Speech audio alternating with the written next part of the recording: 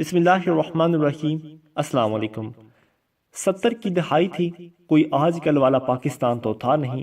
اس نے کراچی میں موجود امریکی لائبریری میں قدم رکھا اور پڑھنا شروع کر دیا۔ وہ پیاسا تھا اور علم پیتا چلا گیا۔ کچھ ہی سالوں میں انجینئرنگ میں ٹاپ کیا اور امریکہ چلا گیا۔ کام کام اور بس کام۔ وہ اپنے خاندان میں واحد گریجویٹ تھا، اکیلا خوش نصیب جسے ملک سے باہر کام ملا، اور وہ واحد کفیل۔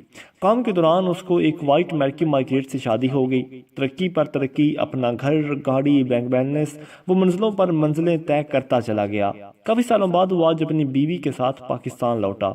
سن 83 کا زمانہ تھا، سب لوگ بہت خوش ہوئے، مگر ایک ضروری کام سے کمپنی نے واپس بلایا تھا۔ بیوی کو پاکستان چھوڑ کر ایک ہفتے کے بعد وہ واپس آنے کا کہہ کر امریکہ روانہ ہو گیا۔ 26 گھنٹوں کے طویل سفر کے بعد اس نے رات کی تاریکی میں نیو یارک میں موجود اپنے گھر کا دروازہ کھولا اور بستر پر آ کر اوندھے منہ لیٹ گیا کہ صبح کام پر پہنچنا تھا۔ اس نے بمشکل تمام 6 بجے کے الارم لگائے اور صبح اس کی آنکھ لیکن 11 بجے کھلی۔ وہ کافی دیر تک حیران و پریشان گھڑی کو دیکھتا رہا۔ اس نے چھلانگ مار کر بسترے سے اٹھنے کی کوشش کی، مگر یہ کیا؟ وہ تو اپنے آپ کو 1 انچ بھی نہ ہلا پایا۔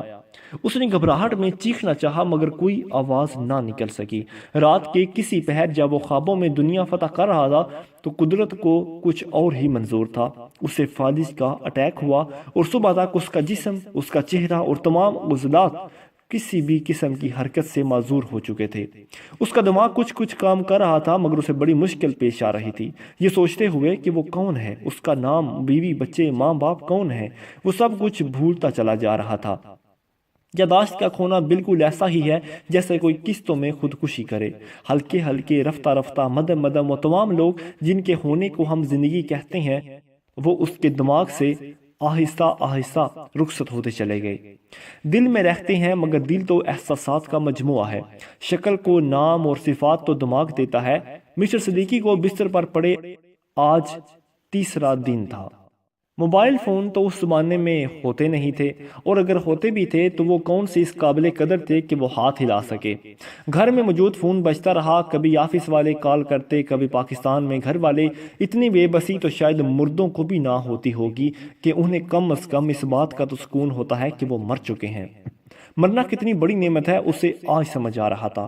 4تھا دن، 5واں دن اور آج 6ٹھا دن۔ غلطی سے آج ڈاکیا دروازہ کھلا دیکھ کر مسٹر صدیقی کو ہیلو ہائی کرنے آ گیا کہ ان کے اخلاق اچھے تھے اور وہ ہمیشہ ڈاکیے کو دیکھتے تو حال احوال پوچھتے۔ جب ڈاکیے نے کھلی آنکھوں مگر ساکت جسم کو دیکھا تو 911 پر ایمرجنسی کال کر دی۔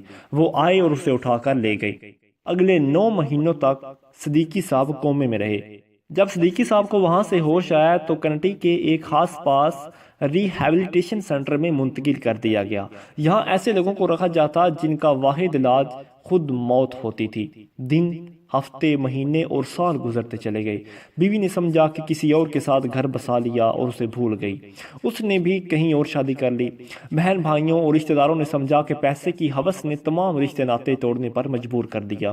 باپ نے سمجھا کہ بیٹا امریکی زندگی میں مصروف ہو گیا ہے اور گھر والوں کی خیریت لینے کا وقت ہی نہیں۔ وہ ناراض ہو گیا اور اسی ناراضی میں کچھ سالوں بعد باپ کا بھی انتقال ہو گیا۔ ماں پھر ماں ہوتی ہے، وہ آخری وقت تک انتظار کرتی رہی کہ ایک دن اس کا بیٹا ضرور واپس آئے گا، مگر اس نے مرتے وقت بھی وصیت کر دی کہ جب بیٹا آئے تو اس کی قبر پر ضرور لے کر آئیں۔ آج اس واقعے کو 33 سال اور 4 ماہ ہونے کو آئے ہیں۔ مسٹر صدیقی، کوئی ان کا پورا نام نہیں جانتا، آج بھی بولنے کی سکت نہیں رکھتے مگر تھوڑا بہت کھا پی سکتے ہیں۔ پچھلے چند ماہ سے اس سینٹر میں ایک پاکستانی آتا ہے، اس کا نام شاہد ہے۔ شاہد انہیں دیکھتا ہے تو اسے شک گزرتا ہے کہ یہ پاکستانی ہے، مگر ایک کلین شیپ بوڑھے کو دیکھ کر اندازہ لگانا مشکل تھا کیونکہ صدیقی صاحب بول تو سکتے نہیں تھے۔ لیکن آج مسٹر شاہد کو ایک ترکیب سوجھی۔ وہ گھر سے پاکستانی چکن بریانی لے گئے اور مسٹر صدیقی کے سامنے رکھ دی۔ مسٹر صدیقی کے پورے جسم میں صرف آنکھیں بولتی تھیں، آج تو جیسے وہ ابل پڑیں۔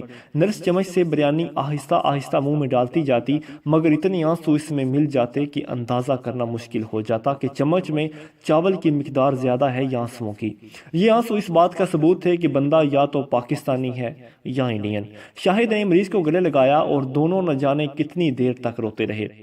اگلے 6 ماہ میں ہی شاہد نے سب کچھ پتہ لگا لیا کہ یہ شخص کون ہے، مگر اب 33 سالوں بعد فیملی تلاش کرنا ایک بہت بڑا مسئلہ تھا۔ اس نے ان کی تصاویر کھینچ کر فیس بک پر لگا دی۔ 2 ہی ہفتوں میں ان کا مسٹر صدیقی کی گزشتہ بیوی اور بہن سے رابطہ ہو گیا۔ اس ہفتے میں مسٹر صدیقی اپنی بہن سے امریکہ کے ایک اسپتال میں ملے، نہ کچھ بول سکے اور نہ ہاتھ ہلا سکے، ہاں مگر آنسو تو کم وقت ہیں فالج میں بھی نکل آتے۔ آج رات شاہد سوچ رہا تھا کہ آدمی غرور و تکبر کس بات کا کرے۔ چلتے ہوئے نظام میں سے قدرت نے ایک آدمی کو بنا موت کے 33 سال کے لیے نکال کر باہر رکھ دیا۔ وہ جو سمجھتا تھا کہ اگر وہ کام نہ کرے تو کھائے گا کہاں سے، اسے بھی بٹھا کر بلکہ لٹا کر 33 سال کھلاتے رہے۔ صرف بندہ اپنے آپ کو دیکھ لے، ان تمام بیماریوں کا اندازہ کر لے جو اپنے جسم میں ساتھ لے کر چلتا ہے، اور ان میں سے کوئی نکل پڑی تو وہ کہیں کا نہیں رہے گا، تو غرور و تکبر آنسو بن کر بہہ جاتے ہیں۔ غرور کس بات کا صاحب، تیرا بھی خاک ہوگا، میرا بھی خاک ہوگا۔ مزید اچھی ویڈیوز کے لیے ہمارے چینل کو سبسکرائب کریں۔